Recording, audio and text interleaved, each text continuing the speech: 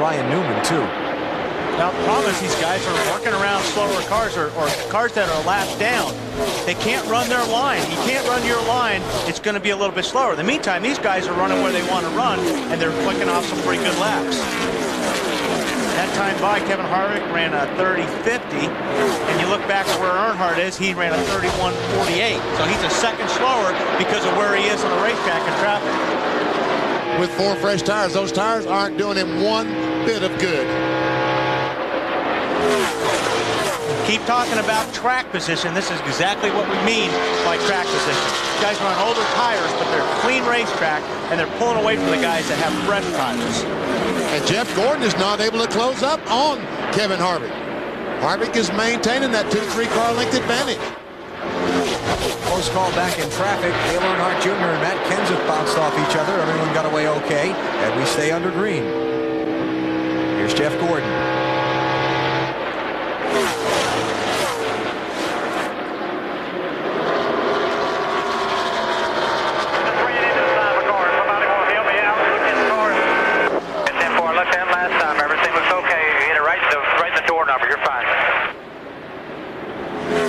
Go back and look at that close call I mentioned a minute ago between Matt Kenseth and Dale Earnhardt Jr. Watch this. Oh, man. Jr. came off the corner with a terrific run, just did not want to back off the throttle, and went up and barely grazed the 17. But both cars continue on. That was close. Enough to make the smoke fly. Oh, yeah. Mike Skinner on the outside probably had no idea that was happening underneath him either. All right, Wally, put yourself in that 29 car. You're driving Kevin Harvick's machine. Your thoughts, you're on these older tires. Your fuel's a little marginal. You got Jeff Gordon behind you. First thing I did was flip the mirror up so I can't look in it. That's the worst thing you can do right now is look and worry about where the guys are behind you. So I'll guarantee you, Kevin is just concentrating on not making any mistakes and getting every bit out of his car he can right now. This is Bill Elliott and Jimmy Johnson racing for 5th.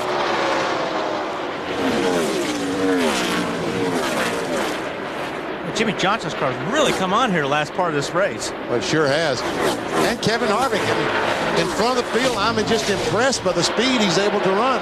Last time by, almost 176 mile per hour average. But Benny, it seems like today the guys that have been out front have been quicker. They may be a little bit slower if they're second, third spot, but it looks like once they get out front in that clean air, they're a little bit quicker. Third place, Tony Stewart taking it away from Kurt Busch.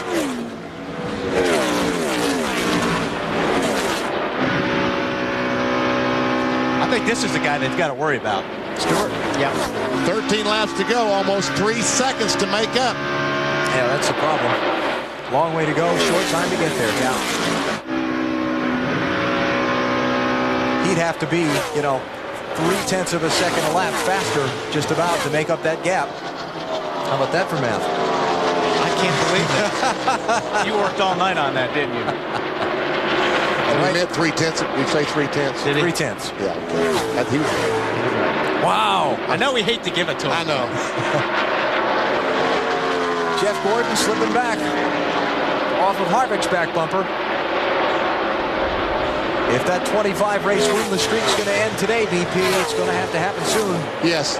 I don't think that Jeff Gordon's going to be able to catch him. I think that Harvick, as long as he keep that thing going, these guys are not going to catch him. Tony Stewart is faster than both of them, but he's just too far back.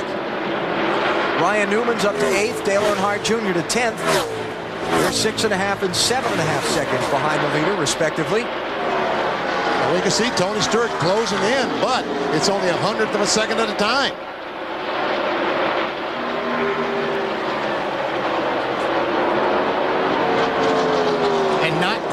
Those lap cars is what probably cost him this race. And I mean, there's nothing you can do about it, but it takes time to get past those cars so you can run your line.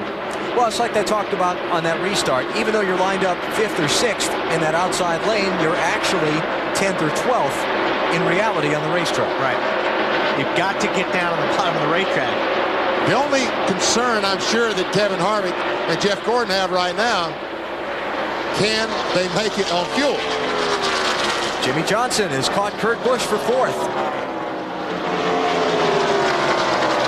The crew chiefs tell us they can make it. I'm sure they've told the drivers they can make it. But can they make it the rest? Look at this 48 car go through the corner. On the outside. Wow. That's strong, right? Really good run there. Well, that answers any question with an exclamation point at the end of the day about the outside lane and how much better this track is going to get as it goes on. Kevin Harvick across the line. 8 laps to go, Bill Weber. Alan, it's been an amazing run for Harvick. RCR moving their shop across the street, adding a third team, the frustration level. I asked him yesterday, with all that going on, if he thought he could win today. We're caught up in the shop, and everybody's, kind of settled down into their spots, and everything's communicating well, and everything's going real good. So we're just we're trying to just get ourselves and set our goals at top 15s, and then get ourselves in top 10s and then the top 5s. And once you get yourself where you can run in the top 10 and the top 5 every week, the wins will come. He talked about how last year his win here validated his earlier win at Atlanta. This week, Richard Childress Racing will hold an open house at their new shop in Welcome, North Carolina. It could also be a victory celebration party. We'll have to wait and see, you guys. I'll tell you what, Jeff Gordon is trying. Good job getting in over there that time, man. Good job. He is making such a late entry into the corner. It's unbelievable. Trying to keep that car from pushing in the corner. Watch how late he enters and tries to bring it down to the white line as he comes off turn 2. For Kevin Harvick, 2002 has been a season of controversy, a season of struggles on the racetrack. His problems with NASCAR culminating at Martinsville earlier in the spring with a one-race suspension when he was sat out of his race car. After an altercation in a NASCAR Craftsman Truck Series race the day before, he was suspended for the Martinsville race. The team wasn't performing, only 2 top 10 finishes this whole season. And through it all, the persistent questions about why. There's his wife Delana looking on. It's getting close to nerve time, isn't it? This could be big for not close to nerve time. It's past that. It's past that, yep. Yeah. This could be big for the entire team. Not only for Kevin Harvick, but the entire Richard Childress organization. Yeah, good weekend for him. Yeah. Johnny Sauter winning the Busch race yesterday. Yeah, Richard Childress' teams as a whole have struggled this whole season. Yeah. And again, the constant questions why. BP, I don't think he's got enough, the 24 car. He's running some great laps, but catching them and passing them is another thing, too. He's running, Jeff Gordon, the 24 car, is running some great laps, but so is Kevin Harvick. He's running just as fast as Jeff and as fast as Tony Stewart. That time by, he ran faster than both of them. Back behind the leaders as we continue to watch them. Ryan Newman just took 6th spot away from Bill Elliott. Dale Earnhardt Jr. Awesome job over in that corner, man. Awesome job. He's been better. Dale Jr. no farther forward than 10th. So it's going to come down to Harvick. Will the fuel hold up? Will he slip enough for Gordon to catch him and try and pass him? Give me 2 more laps just like that. 2 more. That's Bob Jeffrey, the spotter. You've heard his voice for many, many years. He's the spotter for Dale Jarrett. He's now spotted for Harvick and urging his driver on. Great corner, he said. Atta boy, keep it going. They'll come to the...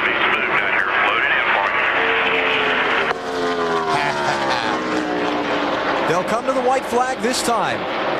Kevin Harvick started well back in the field. 32nd place, he took the green flag. White flag this time. Give me a lap just like the last one. I think the cat's out of the bag. We know his nickname now, BP. It's Cupcakes. Harvick was on no one's lip as a pre-race favorite to win this thing. This is certainly a surprise. He was on his list. Yeah, that's true, Bill. We heard from him there a minute ago. But he's come from well deep in the field. The team has played their strategy perfectly. The fuel is going to hold up, and Kevin Harvick is going to come to the start-finish line and take the checkered flag. His 3rd Winston Cup win. He wins the Tropicana 400 for a 2nd straight year. You guys are the crap, man. Way to go, guys. Awesome job. Great call. 6th place. Kurt Busch holds off Bill Elliott.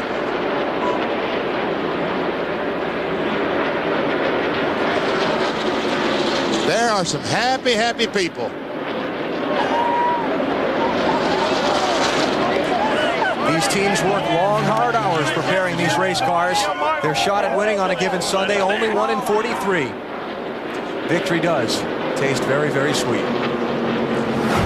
Kevin Harvick is today's winner. Chevy congratulates Kevin and the number 29 Monte Carlo team. Kevin will tell you the only thing that comes close to Monte Carlo's reputation on the track is its reputation on the street. More champions depend on Chevy. We'll be there. I feel a burnout, Kellen. You think?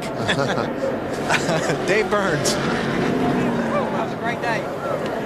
That's it. And standing by with Gil Martin now. Gil right here with us. Okay, it's hard to find in the sea of people here.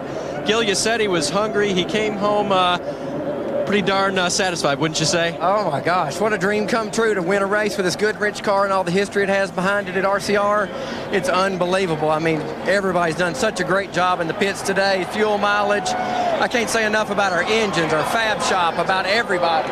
About how, I don't know. It's been such a great day. I just don't even know what to say as I'm overcome. All right, take a look with us right there and make sure we had plenty of fuel. I know that. It was great. Take a look at your boy's burnouts there. He's doing them now. That's Gil Martin, crew chief for Kevin. Ran 67 laps on that last tank of fuel. Well, there's nothing for your confidence in a win like that, especially after struggling this year like those guys have. First Winston Cup win of 2002 for the Richard Childress organization. Kevin Harvick has done it today at Chicagoland in the Tropicana 400. Welcome back to the Chicagoland Speedway in Joliet, Illinois. Only one Winston Cup driver has won both races here. Kevin Harvick, you're supposed to be in victory lane. What happened? We ran out of gas, man. Imagine that. That's timing it perfect, but we'll have to save the good donuts for next time. We got one good one in, but how about this GM Goodwrench team and Sonic, Sylvania, Coca-Cola, all the people that help us. Gil Martin made a heck of a call there at the end, and we kind of learned from Johnny Sauter. I want to say my congratulations to Johnny and all those guys yesterday. And you learned what? We learned that track position was everything, and today it was everything. And once we got out front, we knew we had a good car, and that's where we needed to stay. Yesterday you talked about the frustration, the Martinsville incident, the change of crew chiefs, the shift in the shop, but you also said you felt you could win today. Why? Well, I mean, things have been going good last few weeks, and just haven't had the real finishes to show for it. People in the garage have seen it. I mean, we've seen it. Richard Childress had a lot of faith in me. Fans had a lot of faith in all of us, and you know, I don't know where the rest of them finished, but it was a good day for RCR, good weekend for RCR, and I just can't wait to go celebrate this one. Low on fuel with Gordon behind you. Were both those factors in your head? Well, when we were in the middle of the pack there, they kept preaching at me. You don't have to beat the guys in front of you. We know you can beat them, save gas, and Jeff Gordon, the biggest worry I had was on the restart because he's really good on the restarts and he's won a lot of races that way, but we held him off, and I just can't stand it, man. Where's victory lane? Yeah, it's up this way. You know where it Let's is. go. Congratulations. Matt. Well, Tony Stewart, what a difference a year make. Last year, 33rd. You spent extra time here in Chicago. Today, you almost won the race. Yeah, last year I had to go to the hospital because I had a concussion, but you know, I think we had the best race car today. We just had that extra pit stop we had to make. We had a fuel pickup problem or something. I could tell halfway through a fuel run when the fuel pressure was going down. So, you know, these guys, that's probably the best race car I've ever had, or second best car for sure. So everybody, Joe Gibbs Racing, you guys deserve a big pat on the back this week. The motor was strong and the car was really strong too. Just like Willie Mays, Tony Stewart's going to play too. He's on his way to Kokomo, Indiana for a midget car race tonight. Marty? Well, Matt, Jeff Gordon finished second. I tell you what, you know, you played the strategy right. You had the fuel mileage down, and they had a second groove here, but you still couldn't get around Kevin Harvick, even when you got to his bumper. Yeah, there wasn't much of a second groove, but yeah, you know, my groove was on the bottom. My car worked so good on the bottom, and in clean air, you know, we were as